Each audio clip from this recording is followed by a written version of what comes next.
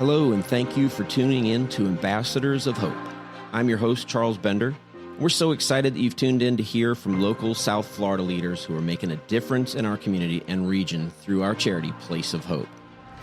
Hello, I'm Maya Elias, producer for the Ambassadors of Hope podcast by Place of Hope. Today, we're privileged to have Tori Hope Petersen as our distinguished guest. Tori's journey through the foster care system, overcoming adversity, and finding solace in track and field is truly inspiring. She candidly shares her experiences of abuse, instability, and her eventual triumph as a 4-time state track and field champion. Tori's quest to reconnect with her biological father, utilizing platforms like AncestryDNA, underscores her resilience and determination. She reflects on the emotional roller coaster of reaching out to potential relatives and the profound impact of discovering her biological family, particularly her father's sister. Throughout her narrative, Tori underscores the importance of embracing uncertainty and gratitude in reunions. Moreover, Tori advocates for proactive support systems for youth in foster care, stressing the significance of equipping them with the essential tools and resources before they transition to independence. She eloquently speaks to the healing power of storytelling and the necessity of providing survivors of abuse and trauma with safe platforms to share their experiences. In addition to her advocacy work, Tori shares insights into her personal life, including her passion for hospitality, cooking, and her role as a devoted mother. Currently, she's channeling her experiences into a new book aimed at breaking destructive patterns and generational cycles. Join us for the remainder of this poignant and uplifting episode, where Tori Hope Petersen's story continues to inspire and motivate. Well, welcome to the Place of Hope podcast, Ambassadors of Hope. We're in the studio today with a special guest from out of town who came into town to speak at our 10th annual Angel Mom Brunch. Tori Hope Petersen is here with me in the studio, and I'm going to let her give a little introduction about herself. But she's just a lovely girl. We've had such a great day. And after we have a big event like this, it's kind of like planning a wedding. You spend months and months and months and months. And then finally the day is here. It's just like, afterwards. But I'm so glad that we can share you with our listeners and other Place of Hope supporters who maybe didn't get to be in the room today. So Tori, welcome to Place of Hope and welcome to our podcast. Yeah, thank you for having me. It did. It felt like a Super Bowl, that event did. It was awesome. And I was so honored to share my story with your guys' audience, like such genuine people who want to care and love children, who need care and love.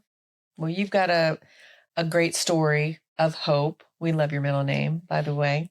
And, last summer or last spring when we had this event, Amy Kazma, one of our angel moms, she kind of pulled me to the side and she goes, okay, this is great, but we need to go bigger and we got to get a speaker and I want you to do some research. And I came across your story on another podcast. And I think it was the Nothing is Wasted podcast. Yeah. I'm pretty sure. And then I started doing my research and looking you up and man, what a story. And you are such a light. And I think by telling your story, you're helping countless other young adults who don't have a voice because, and we were talking about this in the car a little bit. I mean, a lot of times these kids, they don't want to tell their story. They don't want to talk about their trauma. And there you are on the stage today and making everybody laugh and having fun with it. So let's tell your story. I want you to share your story because I think a lot of people would like to hear it. Yeah. Well, if we don't laugh, we're going to cry. So we can do both, but I really like to make people laugh and I like to make people happy. So it meant a lot to me afterwards. A lot of people said, you're funny. And I was like, oh, that's the best compliment that you can give me is to say I'm funny and I make you laugh because so much of the story is so hard. Yeah. I was born to a single mom who absolutely did the best with what she had. I think it's really important to say that. Before I was born, my mom is a trafficking survivor. My mom was abused and her parents passed away very young. And so she didn't have anyone to help her out of the situation that she was in.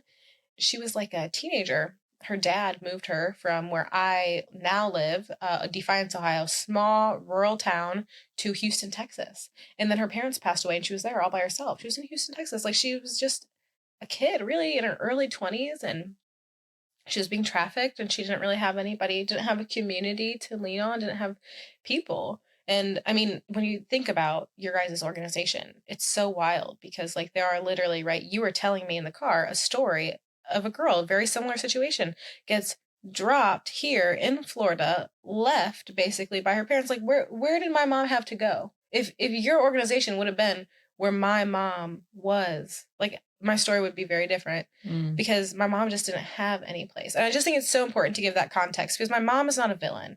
My mom is not this terrible person. Yeah. She was a kid who didn't have all these resources that we have today, that didn't have what I have, what I did have as a kid. So I was born and, you know, my mom was really on her own, did not want me to be raised in Houston. She felt like she had so much trauma there and it was really important that I wasn't raised there. So she moved us back to where she was originally from, which is where I'm from. It's Ohio. My mom, she always said she loved me. She always said that she wanted the best for me from a very young age. I remember from like the age of 4, my mom told me I had to go to college. I had to be an educated woman. That was always very important to her.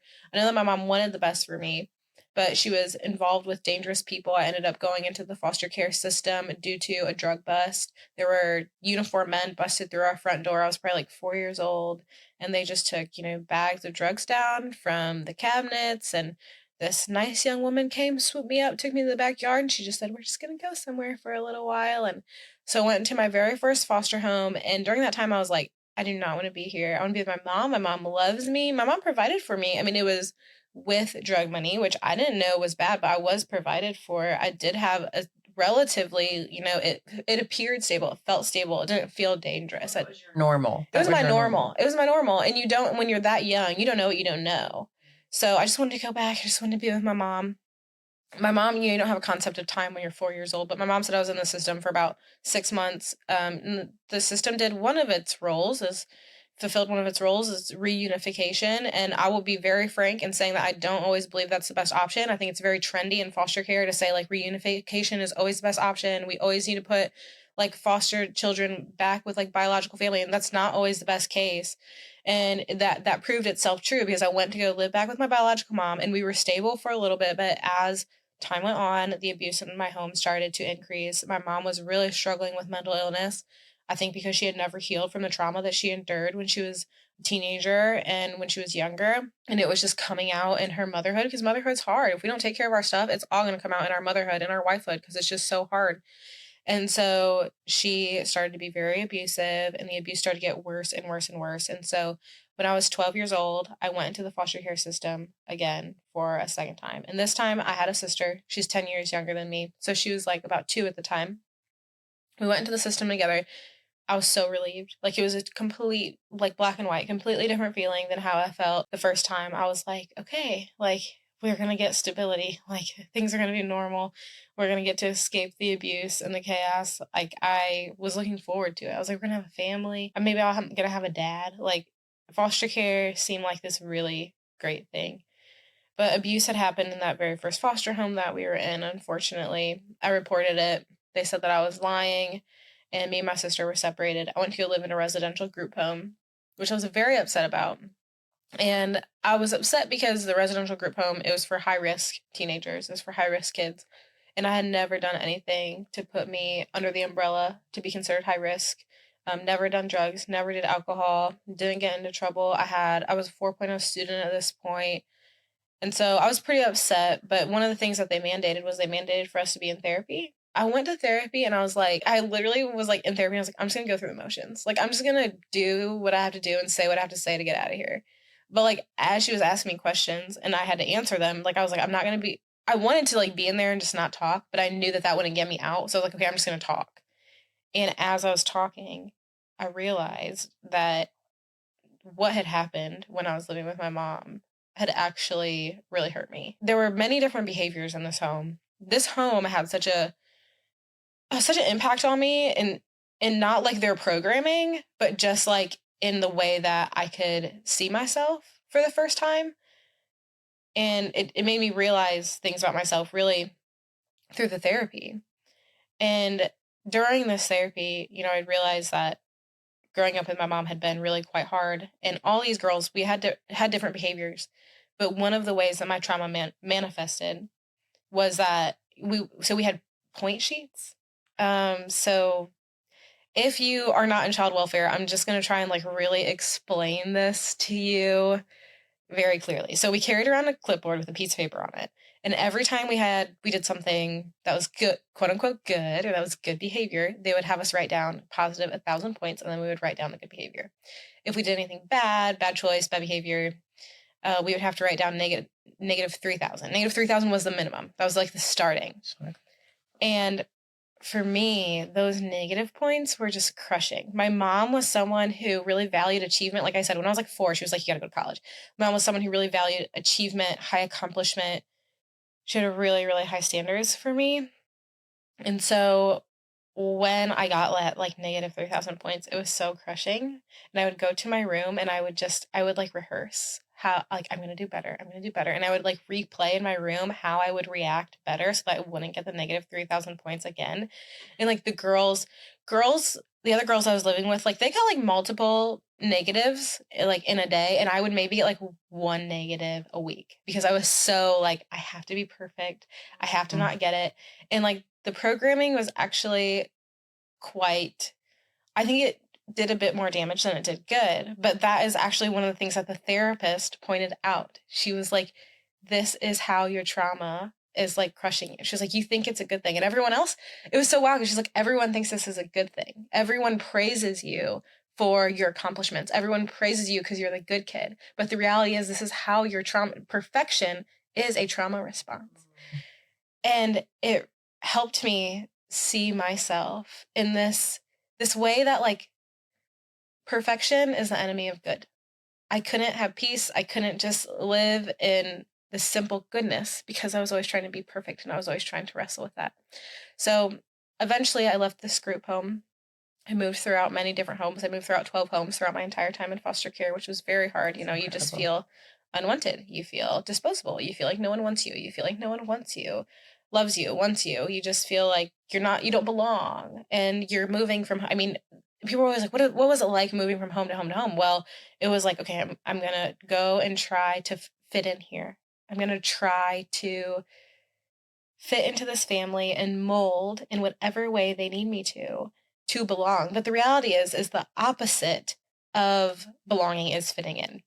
We can't belong and make ourselves fit into something that someone else wants us to be. Belonging is being who God has created us to be. And so I was always trying to be who everyone else wanted me to be, and I couldn't figure out who Tori was.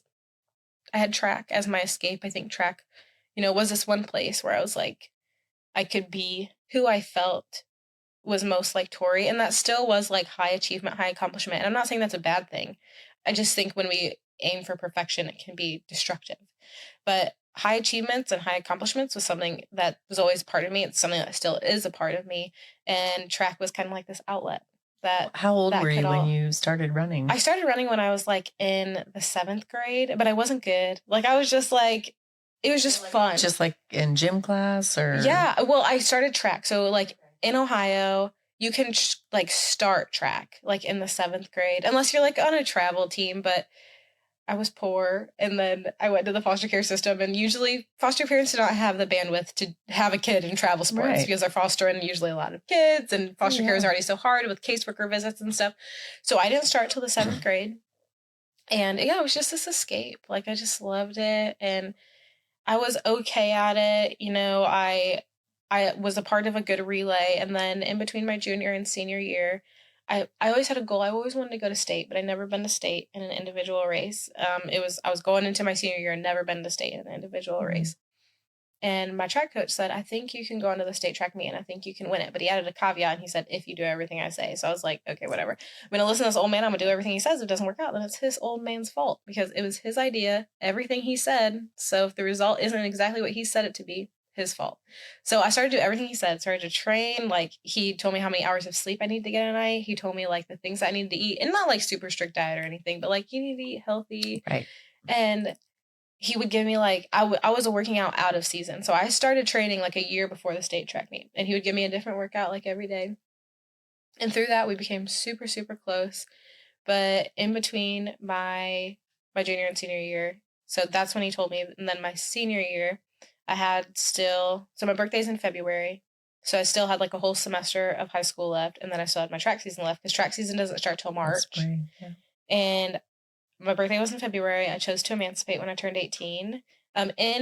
In Ohio, you have the choice to emancipate or not. You have the choice to leave, at least at this point when I was in care. So it's been 10 years since I've been in care. Just feel like we should mention that. So I know that things have changed and things have gotten better, but I wanted to leave the system. I didn't want to be in the system. I felt very burned by caseworkers. I felt like they had labeled me as like this bad kid when I was a 4.0 student. I had great grades. I was a star athlete. And you're like labeling me as this bad kid, hard to place, like just all these labels on me that I felt like were really similar to the labels that my mom had spoken over me. It was just different. And those labels, those were the things like when people hear about the physical abuse, I think they're like, oh my gosh, that's where your trauma came from. But if I had to name anything that where my trauma came from, it was the labels. It was the things spoken over me, because those are the things still to this very day that like I have to figure out how to wrestle with, and how to, like, when the lies come, I have to literally work to put the truth there. And so I was going into my senior year. Well, I was in my senior year, still had a semester left, and I chose to emancipate. And my track coach, he gave me this goal. We were training together, but then I was instantly homeless, like 20% of foster kids who age out are. And I had no place to go. I did have a foster mom. She was my 12th foster home, and I loved her. So, like, I think it's important. I did not emancipate because of her, because I didn't have a good home. I emancipated because I was like, I don't want anything to do with the system itself, with, like, the government entity. But I love my foster mom. She was really, really good to me. She was taking me to church, and I had seen foster parents they'd, like, taken me to church, but it was actually my 11th home where they were taking me to church consistently. But they would talk about God, but behind closed doors, they abuse their kids. And so I really didn't understand, like, there's this Jesus who is so loving and so kind and so good, but then his people are just putting a mask on. I was like, I don't want a mask. Like, I want to be known, I want to be loved. And I'm already putting a mask on all the time. Like, I don't want a whole extra religion that's making me put on a mask. I was like, I don't want anything to do with it. And then I went to go with my last foster mom, whose name was Gina, and she was taking me to church consistently, very similar to my 11th foster home. But she really was very loving, and she was very kind. And in my 11th foster home, I told the foster parents, I was like, my track coach gave me this goal. I would, like, really love to start going to practice every day, and I want new track spikes. And they told me that it was, like, unrealistic. It was an unrealistic goal. And then when I asked for track spikes, and this story sounds materialistic when I say it, and I know that, but they took me to Goodwill and they got me a pair of track spikes that were 2 sizes bigger than, like, my foot. And I was like, in the moment, I was really grateful. But then when I went to go live with Gina, she took me to like a sporting store. I tried on these brand new spikes, and she got me brand new spikes. And it wasn't about the materialistic thing. It was the message she sent that I believe in you. Yeah. And I'm going to invest in you. I believe in what God can do through you. And then one of the things that the other foster parents didn't want to do is they didn't want to take me to practice every day, because I was practicing out of season. So I couldn't just, like, get on the bus or, like, get out of school and go to practice. Like, I was practicing with my coach out of season, like, not during the practice hours. And so Gina, she started taking me to practice every day, like, whenever I needed to be taken, whenever my track coach was available. And what she was saying was, like, I believe in your potential. I believe in this dream that you have for yourself, even though I'd never been in the state track meet, an individual race. And, like, usually this stuff is very progressive. And she really didn't have, like, a ton of reason to believe in me, but she was willing to invest in me without knowing what the end result was going to be. And so when I emancipated, I was a part of this church. Because of really Gina taking me, I had come to faith. I had come to believe in Jesus. I had understood, one of my big questions about God was that if he's so good, then why didn't he give me a dad? Because I would have had a dad to, like, maybe protect me from my mom or prevent me from going into the foster care system. And then I realized that, like, God was my father. God is my father, and he's there protecting me, loving me, always there for me. And so I accepted Jesus into my heart, still attending this church that my foster mom went to. And I had that community. I really looked to them. A lot of people were involved in foster care. And I looked at them and I thought, maybe if these people care about kids like me, then maybe God cares about me. And so I started to ask people, can I live with you? There's this one woman who I tutored her daughter. Her daughter was like a second grader, and I tutored her when I was in high school. And she just said, if there's ever anything you need, you can just call me. And so I called her, and I was like, I need a home. And I came and lived with her, and she had all the best intentions. And her home was like a very safe and normal home. I moved into her basement, and then the first night that I went to go sleep in there, I started to break out in hives. And I didn't know what it was from, so we went to the hospital, and we found out that I was allergic to black mold, and they had black mold in their basement. And like their home was like very nice. It was just like they had black mold in their basement. So I had to move out of there. And then I went to go live with just like this person from my high school, and I was sleeping on the floor. Their house was like super cold. It didn't have heat. Of course, we're like in February, and like late February at this point. So it's cold in Ohio. And I went and I bought a space heater. Because I had worked here and there throughout my foster care experience. So I had like a little bit of a savings account, went and bought a space heater, and I was like sleeping by the space heater, like stay warm. And I woke up and had like burns on my arm on the side that I slept on. And my track coach was like, what are those? And I was like, they're burns from the space heater because I'm sleeping by the space heater because it's really cold in the house. And he was like, you need a place to sleep that is stable. You need a place where you're going to get good sleep, because you're not going to win this, like, if you aren't getting good sleep. And so there's someone from my church, another person from my church that I asked. She was this woman, her name was Tanya. And every Wednesday she would come pick me and my sister up when we lived with my mom. And she would take us to her house, feed us, and then she'd take us to church every Wednesday. And so I had not really like kept a relationship with her throughout my foster care experience, because my mom had some jealousy of her, and she had told the county, my caseworkers, not to let us be in contact with each other. But once I had emancipated, I was like, can I come live with you? And so she let me live with her, and she was someone that I'm still very close with today. She's like my mom. She's like my mother figure. And so I lived with her and went to the state track meet that year and became a 4-time state champion in track and field. Amazing story. But I know that's not the end of the story. I know that's not There's a lot to the story. There's a lot. My track coach was driving me to and from track practice. And there was one time he was driving me home, and he said, Tori, when track season is over, because of the legalities of the school, the technicalities of it all, my family, my daughters and I have talked about it, and we want to welcome you into our family, and we want to welcome you into our home. And so that would be like a really cool ending to the story. It really would. But I heard him, and I thought, yeah, I've heard that before.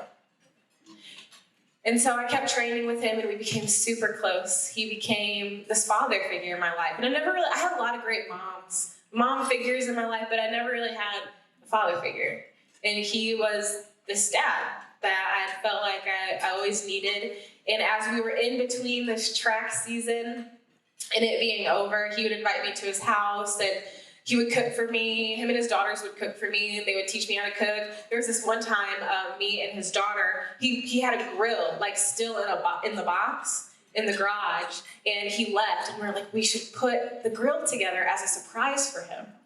And so we put the grill together, and he came home, and I guess it was backwards. It was completely backwards. But he kept it like that, and he's used it backwards till this very day, because he says it reminds him of when we were becoming sisters.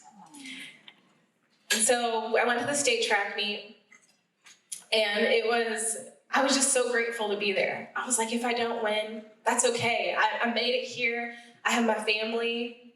But that day, God had his hand over my life, and I became a 4-time state champion in track and field.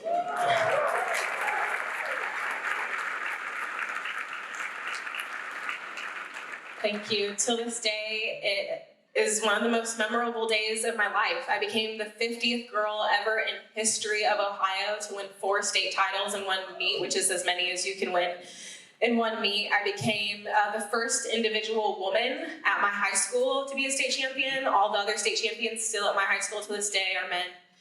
And I became the first woman of color at my high school to be a state champion. And it was, to this day, one of the greatest honors, and it is what allowed me to go on to college and get a full ride scholarship. I graduated from Hillsdale College in 2018, and only 3% of foster youth go on to get a bachelor's degree or higher.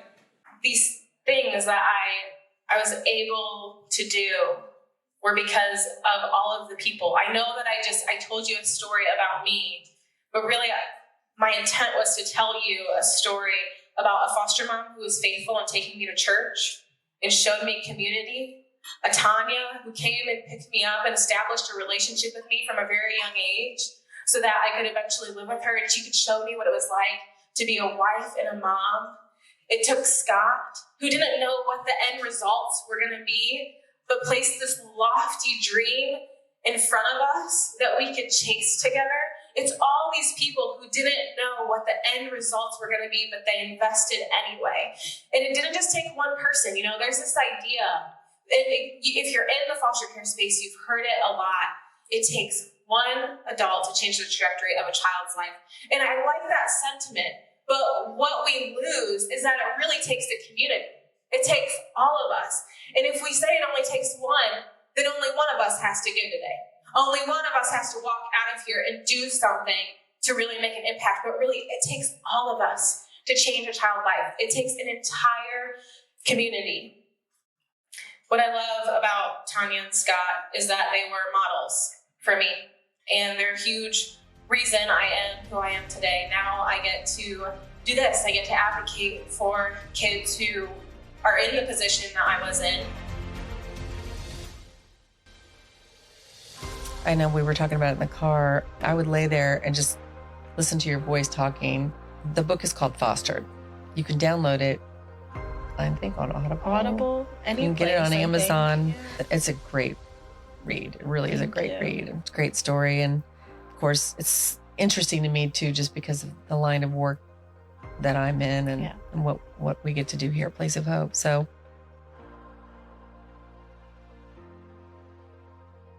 hello, I'm your producer, Maya Elias. Did you know that April is when we recognize National Child Abuse Prevention Month and the importance of communities working together to support and strengthen families and prevent child maltreatment? I would like to share with you all some stories in regards to Child Abuse Awareness Month.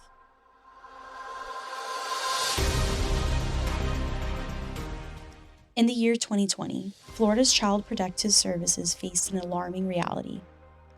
They received approximately 185,000 reports of child abuse and neglect. Can you imagine the weight of those numbers? The weight of those young lives? Approximately 36% of all children in Florida's foster care system are under the age of 5. These are tender years where a child should be wrapped in love, not tangled in a system they can barely comprehend. And what's even more heartbreaking? Almost 1 out of every 5 kids in this situation are dealing with serious mental health problems. These statistics reveal a story that's hard to hear, but one that must be told. They illuminate the tough, emotional, and psychological struggles that these children face every single day. It shows us just how hard it is for them and for the foster care system to cope with these challenges. But amidst these stark realities, there is hope. There are beacons of light in the darkness like Place of Hope. We are the guardians, the protectors, the ones who refuse to let the numbers define our children's futures. Together, we can be part of that hope. Together, we can combat those staggering numbers, and it is crucial now more than ever to continue advocating for these children. I invite you to be a part of this challenge. I invite you to make a difference today by donating to organizations like Place of Hope. You're ensuring that all children have access to safe, supportive, and stable family environments. Let's rewrite the story for these children. Let's give them the childhood they deserve. Donate today at placeofhope.com/donate.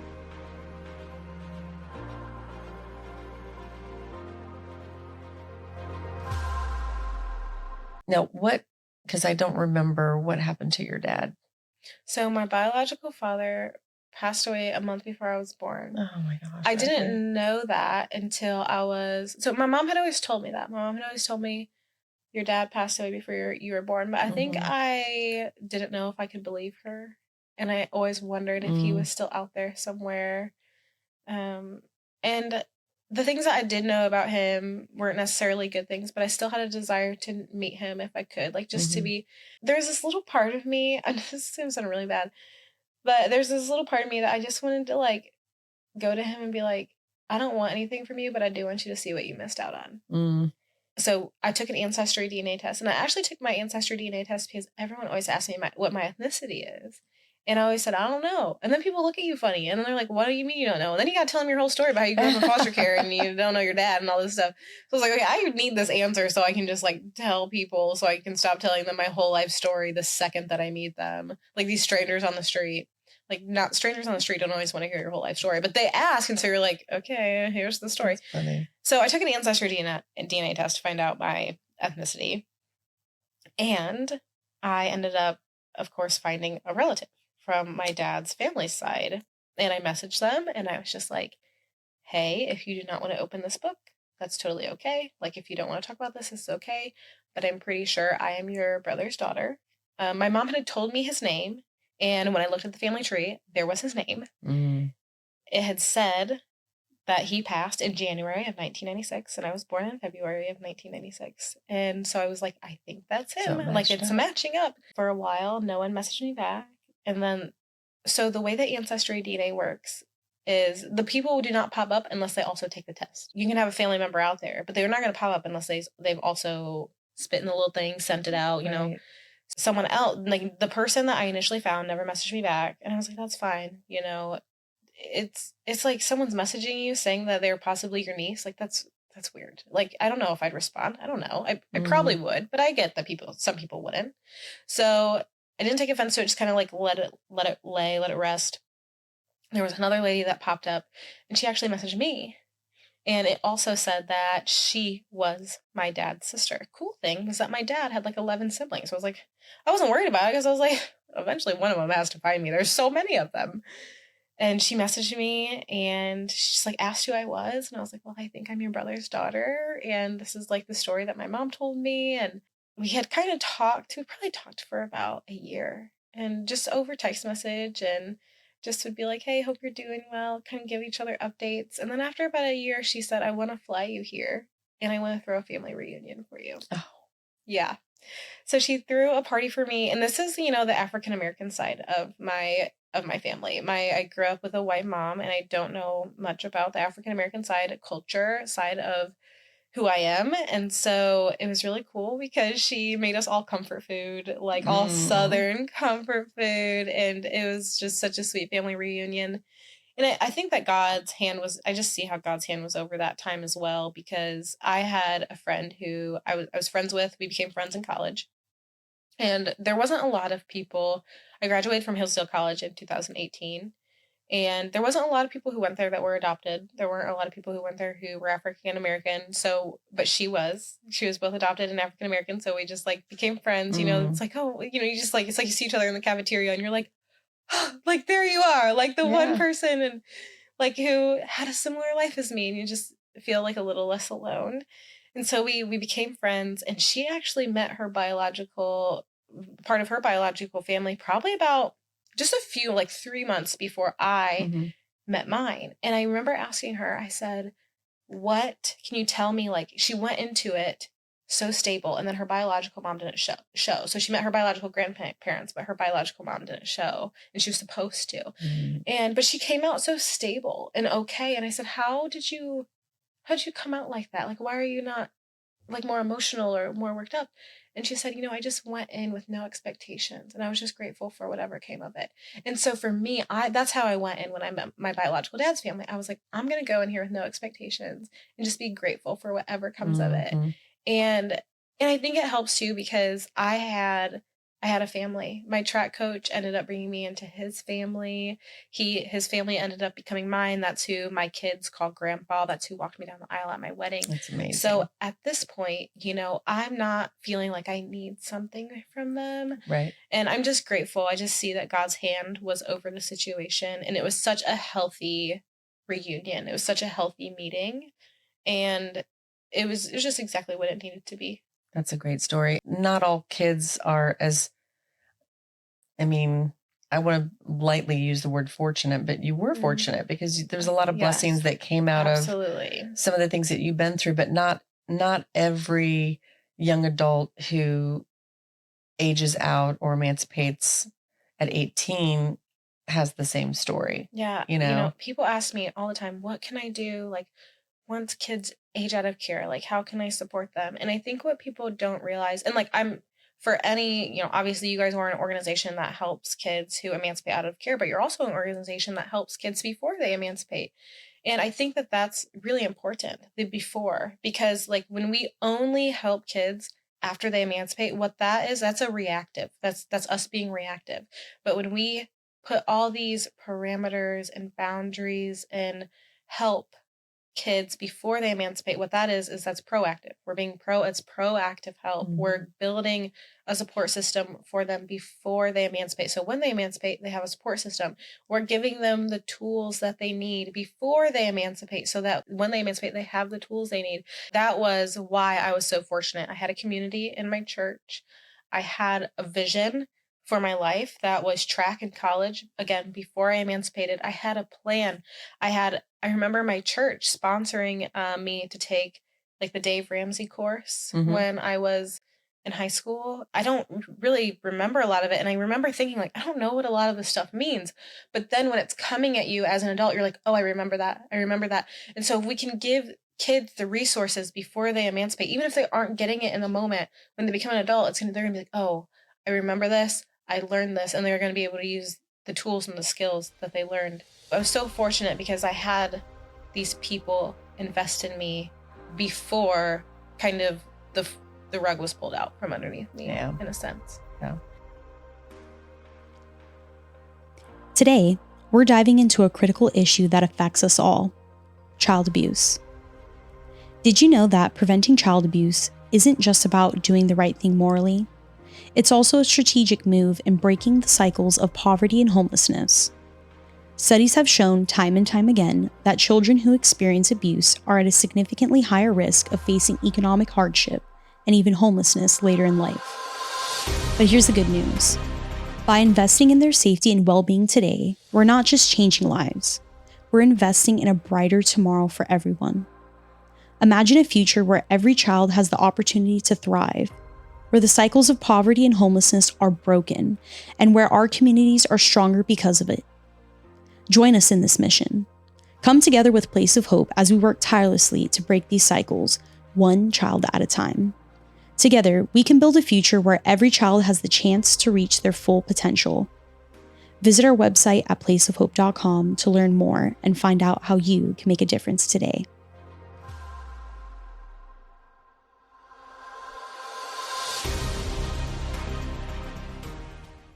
We were talking about like what Place of Hope does, and you were asking me about the campuses and who we're serving and where we're serving and what we're doing. The campus, well, we've got a couple of different campuses, but down in Boca specifically, we're serving kids who have been with Place of Hope maybe, or they've been with another agency, they've turned 18, they've elected to stay and continue in the program. We've had kids that have come to us that COVID, perfect example. Yeah. Florida Atlantic University is right in our neighborhood, and those dorms shut down, and the kids that ended up homeless or living in their cars were all former foster kids. And I think our first 3 or 4 young adults that came to live in a 2-story apartment that we opened the week before everything got shut down, all were out of the foster care system. And it's pretty remarkable when you look at the statistics of what happens to kids or what can happen. Yeah. The homelessness, the pregnancy, the drug and the human trafficking. And that's something I kind of want to go in that direction with you, because I know that one of the things that I remember, I hear you saying the words at the end of a chapter, I believe, and you said, I was being groomed. And that was like shocking. I wasn't expecting to hear that in your story, but these kids are so vulnerable to that. Yeah. And there's so many ways now that these predators can get to our kids. Yeah. I mean, social media and technology is just unbelievable. tell us a little bit about kind of that experience and kind of, if you feel like you want to share that. I feel like one of the tricky parts about that experience and this is just true for a lot of human trafficking survivors, and I think it's why I'm hesitant to share it, is that like I was saying yes. I was willingly going about and doing it, but I didn't realize what was being done. Vulnerable youth who do not have stable homes, who do not have a consistent, loving family become so vulnerable to trafficking because that's what we're looking for. We're looking, men, these people who prey on children in the situation I was in, they come and they promise. They promise home. They promise stability. They promise love. They promise marriage.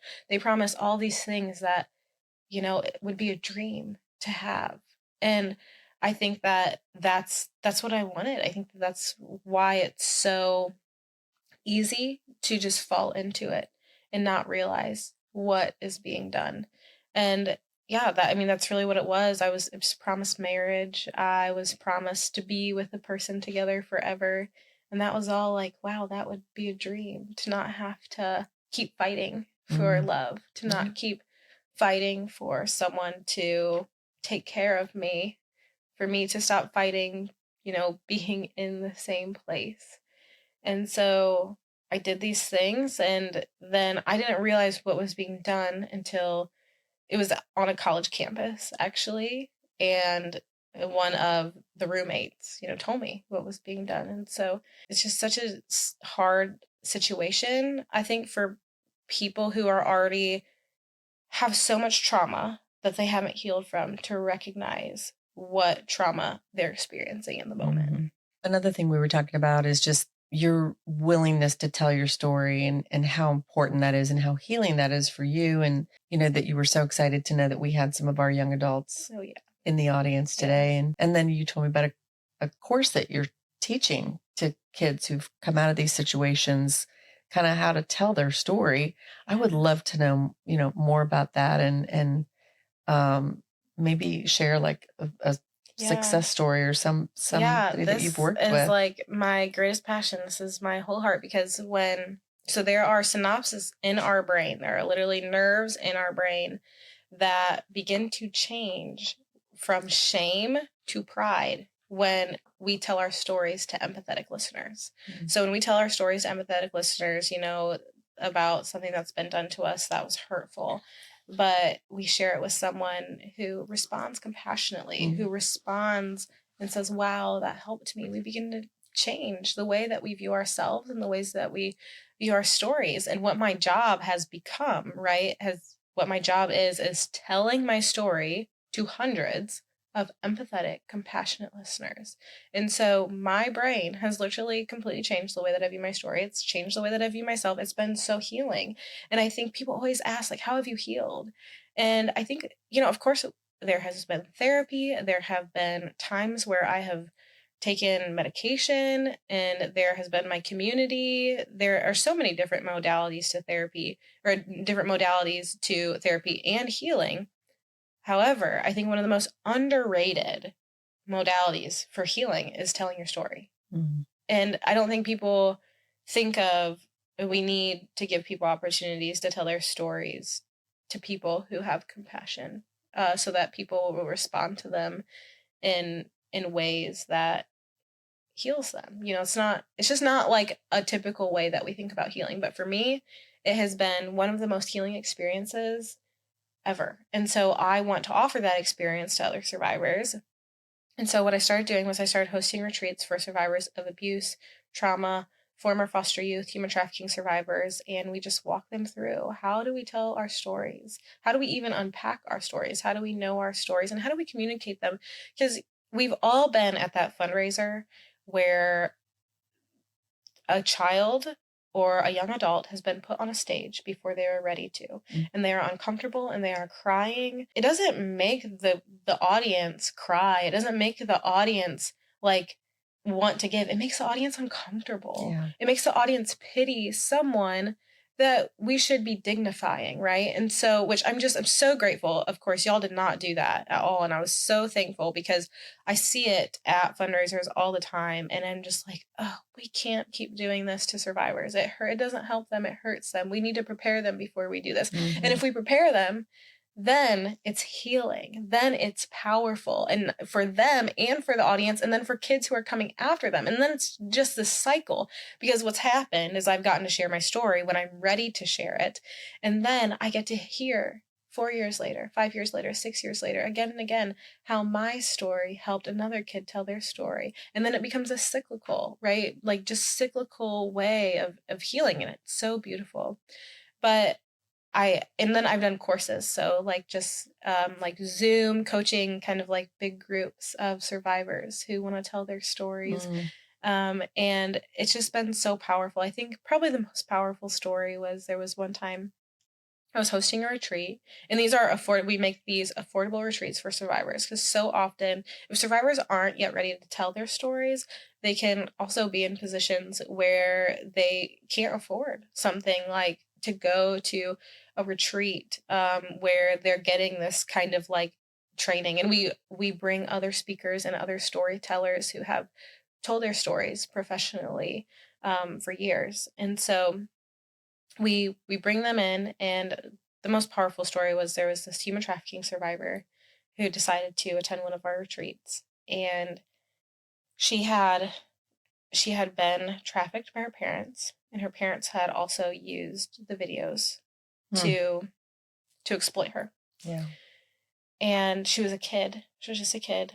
And it was so cameras, recording, all of that was very traumatic for her. But we did bring like a videographer there to show what we had been doing, so that we could continue doing it, so that we could show other girls, other women, other survivors, this is what we're doing, and we want you to be a part of it. And we had like a consent form. She signed the consent form, but then when we got there, she was very triggered, and she was like, I don't think I can do this. Like, I don't think I can do the camera. So we're like, that's fine. We're going to shut off all the cameras. And so the rest of like the thing, we had like very minimal cameras. We were only really doing them when she wasn't like around, if she was like in a different small group or off group. And then we got to like the last day. We were like at the beginning of our last day at the retreat. And she was like, I think we should make a video. And I was like, a video of what? And she said, I think we should all make videos of this experience and what it means to us. Oh. And so I was like, okay, let's do it. And so we got the videographer, and they all started kind of talking about their experience and their testimonies of what it meant to them. And that specific girl, got in front of the camera, and she shared. And then she pulled away from the camera, and she just started weeping. And she said, I did it. Oh. I did something good. Yeah. I did something good in front of a camera. Yeah. And that is just something that is how you know, like, God is in something, because we could not have planned that. We could not have manufactured that anyway. It was nothing like I was expecting, but it was so powerful. It was so amazing. And yeah, I think it was the power of her. The wild thing is, we literally gave her the training to share her story. And then she said, I'm going to share a story on camera. And that was a part of her healing experience. That's tremendous. So it's great to see how God has taken your story and you're now using it to help other kids. You are definitely a voice for the voiceless and countless generations. Your light is so bright, so bright. I've listened to so many.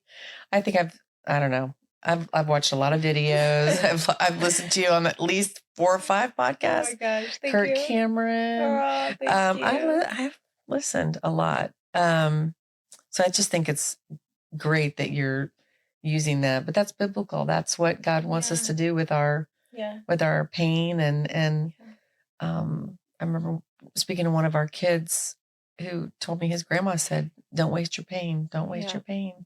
Yeah. Use it. But I think that little workshop or retreat or class or whatever you call it would be really something neat for some of our kids to maybe experience. Yes. Because if you have the opportunity to put them in front of a group of people to speak, they're the greatest storytellers. Yes, but, absolutely. I don't ever want to do anything that's going to make them upset. Yeah. or trigger them Yeah. or cause any kind of issue, because, Yeah. you know, we don't want that. We don't want them to feel Yeah. that way. But it is such a good opportunity. You know, it was my church when I was 17. They gave me my first ever speaking engagement. And I think that we should give those kids opportunities. We should give them speaking engagements. Obviously, I was one of them. And what it did for that very first time was that it showed me that I had a story to tell. It showed me that I had a testimony. It showed me that God had done something in my life that could influence and impact other people, and that what I had been through, you know, it wasn't going to be wasted if I shared it. That's amazing. I might have to get you to do that with some. We just formed actually a youth advisory council for Place of Hope. Oh, awesome. Those are so important. Yes. You should explain, like, because I'm sure you have other nonprofits who listen to you and who want to learn from you. A lot of nonprofits don't even know what that is and why it's beneficial. So you should explain that. Yeah. So this was our CEO's idea. I think he's been wanting to do this for a long time, but it's finally come to fruition, and we've met twice now. We just actually had a breakfast meeting this past week, and not all of the kids were there because they have jobs and they're busy. I want to say there was probably 9 or 10 of them were there. And the first hour was like all business. We were just kind of giving them updates about our campaign and this and that, and this is what's going on at Place of Hope. And then we turned the tables, and I'm thinking, I'm going to get out of here fast. We're almost done. Well, then Charles asked them a question. And you said, you know, here's one of the things that we're facing as an organization. Here's a challenge that we're having with, you know, this or that. Yeah. And, you know, what would you suggest? Like, we put it back on them. And these are all kids who have grown up here, who've all experienced unimaginable trauma, all different stories. And a couple of them are still with us. They still live with us. And yet they're serving in this capacity. And wow, the ideas that were just rolling off their tongue. I mean, they had so many great ideas. And just I just love it. It was unbelievable. It was so encouraging. We were all so excited. I was like, this is awesome. Because you know what you're teaching them? You're showing them that it's not just us serving you, you're serving us. You're not a charity case. You are an investment. And I think that is just like, that is one of the most powerful things that a nonprofit can do, is saying you're not a charity case. Oh my gosh. To us. You are an investment. And we believe in your voice as much as we believe in our work. We know that you have value to it. I just love youth advisory boards. What it communicates to youth is just it's just irreplaceable. You know, that message that you're sending them is so good. Well, I'm excited to see where these kids take us, because I mean, the ideas that they had, you know, and in our program, at least for the over 18, there are expectations. There is accountability tied to, it's not just move in and play video games all day long. There are expectations, clear, and the kids are given, you know, agreements to sign, and they know these are the expectations. You have to apply, you have to be accepted. It's great to get their feedback once they've gone and moved on suggestions and things that we could do in our program now, because it's a different world we live in right now. I mean, things have changed so much in the last even 5 years. I mean, so what are you doing now? I know those days are behind you, but you're taking your story on the road. You've written a best-selling book, and you told me in the car you were writing another book. You know, thank you so much for asking me that. I'm on podcasts a lot, and a lot of people don't ask me, what are you doing now? And that has been something in my adulthood that has irked me a little bit, because I'm more than my story. I'm more than a former foster youth. And being a former foster youth will always absolutely be a huge part of who I am today. I am who I am today because I am a former foster youth, and because I am my mother's daughter, and because I have had the experiences that I did as a kid. But at the same time, I am other things too. And I appreciate that you see that and that you ask that. I am a mom to 2 biological children, an adopted son who is a young adult. We said that we're Gen Zs who are parents of Gen Zs. And then I have a 16-year-old foster daughter. Me and my husband really value hospitality, just welcoming people in from our community, Whether that's, to eat. I love cooking a lot. My mom was, I love my mom so much, but that was one thing she was not blessed with, was making good food. And so when I got older, I was like, how do I make good food? Yes. And I just really value making good food. And I think one of the things that this job has allowed me to do my work, I get to advocate for kids. I've helped change policy on Capitol Hill, and I have been a part of policy change for youth in foster care and at-risk youth. And then I get to advocate for kids from fundraisers. I get to help organizations who are doing meaningful, impactful work for vulnerable children to raise funds so that they can continue to expand and continue to help kids. And then I help communities get their communities involved in foster care and adoption, whether that's helping their communities become foster parents, do respite, become CASAs, safe families. You are a busy girl. I'm a busy girl, but I love it. You've done a lot in your short life. Any other way. I think that I'm so grateful for the mission that God has given me. But also, I had a friend that recently told me this, and I'm so grateful for the mission that God has given me, but I'm also trying to remember this truth that my friend spoke over me recently. She said, Tori, if you wouldn't have ever helped anyone, God still would have redeemed your story. Mm-hmm. God still would have died on the cross for you. And so trying to live in this full, abundant life, trying to I don't know if we can waste what God has done for us or not, but I don't want to waste it. I don't want to waste the suffering. So trying not to just throw away his goodness and walk away from it, but also resting in the idea that his love for me is enough and I don't have to work for it. But I think the thing is, when you have experienced God's love, when you understand that you truly are loved after going through so much brokenness, after, I know what it's like to not feel loved. I know what it's like to not feel safe. And then when you experience love and safety, your compulsion is to give that, And so that's what we try to do now in whatever way that we can.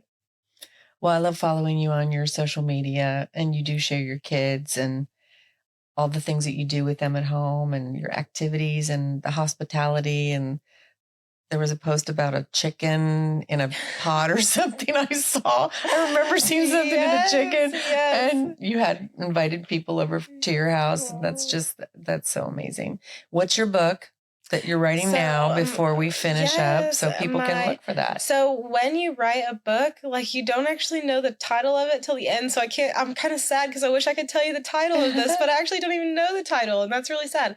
But the book is going to be about breaking patterns in our lives that are destructive so that we can break generational cycles and live healthy, whole lives where we are able to create a safe place for others and where we're able to healthily love others. That sounds great. I can't wait to read it. And when will that be out? It'll be out February of 2025. So people, if people follow me on social media, then you'll find out what the book title is. Probably when I find out what the book title is. You'll figure it out. It's going to come to you. We'll figure it out. It's going to come to you. Well, I have so when you are an author, you I have titles. They just haven't approved them yet. So we'll see. There you go. Well, thank you so much. We appreciate you. And it's just such a joy to meet you, and just keep doing what you're doing. And just an honor to be able to meet you here. And thank you, Amy Kazma, for making it possible. Yes. Thank you, Amy. Someone needs to tell Amy that I did not leave her. Someone needs to tell Amy that all these people came and sucked me in, and then I was gone. And I'm sorry, Amy, but thank you, Amy, and thank you, Place of Hope, for having me. Absolutely. Thank you for listening. Please be sure to subscribe and share with your friends so you don't even miss a thing. And if you really gained value today, please be sure to give us a 5-star review so, of course, we can be put in front of more listeners. For details and show notes about today's podcast and how you can connect with and support our guests, please go to placeofhope.com/podcast. And please don't forget to email us at pohpodcast@placeofhope.com. And for sure, follow us on social media. Ambassadors of Hope, placing hope in a child's future.